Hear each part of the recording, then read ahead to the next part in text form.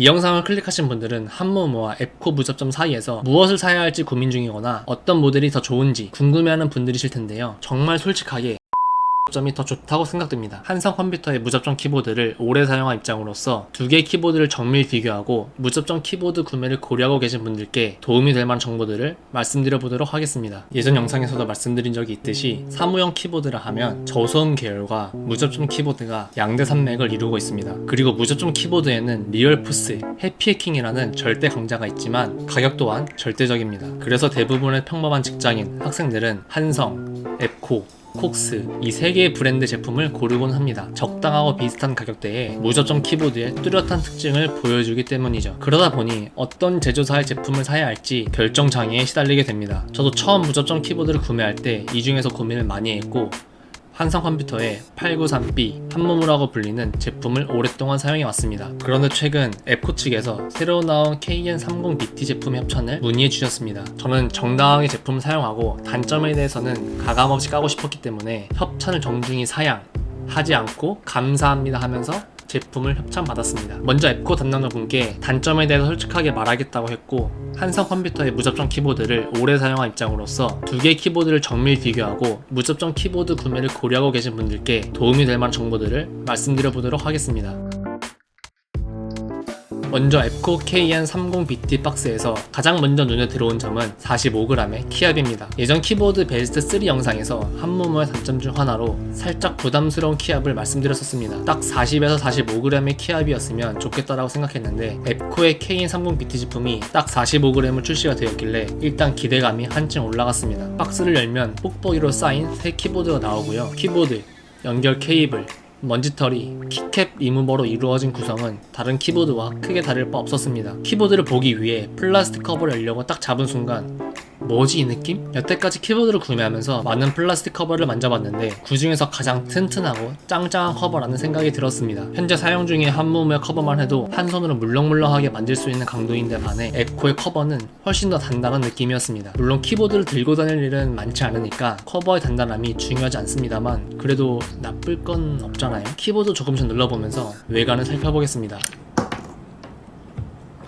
갑자기 ESC 키가 떨어지길래 영상을 돌려보니까 처음 언박싱 했을 때부터 ESC 키가 빠져 있었더라고요. 스위치가 불량이 맞나 했는데 다행히 다시 꼽으니까 떨어지지 않고 잘 붙어 있었습니다. 기존 앱코 키보드 디자인의 특징은 화려한 RGB와 눈에 띄는 색상 조합이라고 말할 수 있습니다. 그런데 이번에 나온 KN30BT는 레트로함을 넘어서 굉장히 심플한 디자인을 보여주고 있습니다. 우선 제가 가지고 있는 한모모와 디자인을 비교해보면 텐키리스와 풀별이라는 것 말고는 거의 차이가 없었습니다. 색상을 보면 한모모의 경우에 레트로로 포인트를 준 것처럼 특정 키들의 색이 눈에 잘 들어오고 키캡의 폰트들도 색이 진한 편입니다. 반면 앱코는 전반적인 화이트 베이스에 포인트 키드만 살짝 톤이 다르게 들어가 있고 키캡의 폰트들도 진하지 않다는 특징이 있습니다. 올 화이트는 진리고 적당히 레트로하지만 튀지 않는 디자인을 찾으시는 분들은 이번 앱코의 제품을 추천드릴 수 있을 것 같아요. 그리고 언박싱을 하면서 스페이스를 몇 번 눌러봤는데 스테빌라이저는 잘 잡힌 것 같았습니다. 제가 뽑기 운이 없는지 사용하고 있는 한모모는 스테빌라이저가 정말 별로거든요. 그럼 바로 타건감에 대해서 말씀드려 보겠습니다.